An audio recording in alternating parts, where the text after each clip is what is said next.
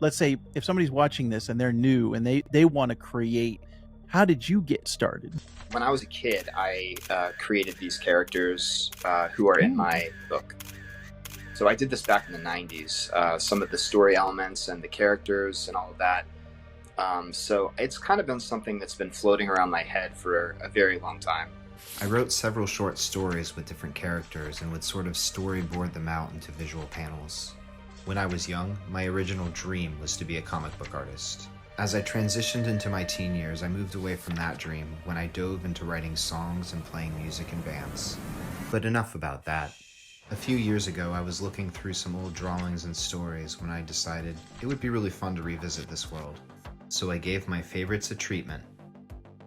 Crimson was the first of these characters. I created him in 1992. Originally named Tally, he was inspired by my love of Terminator 2 Judgment Day, although he's a hypersapien, not a robot. The Kitsune character was next, tied with the Forest King, as they were created on the same day. Her character has always been a culmination of my love for martial arts, anti-heroes, and brutal badass females.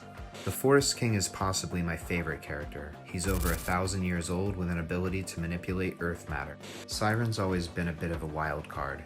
She's a hot-headed pop star with a public reputation and a lot to lose. Since the beginning, Fume has been the lovable a-hole with a drinking problem.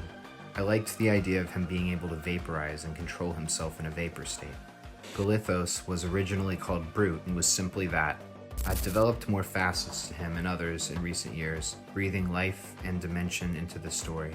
I wrote the Shadows graphic novel as the origin story of their collaboration. In HyperForce, I'm excited to zoom into their characters and interpersonal relationships. Visit AdamMatthewSmith.com for more.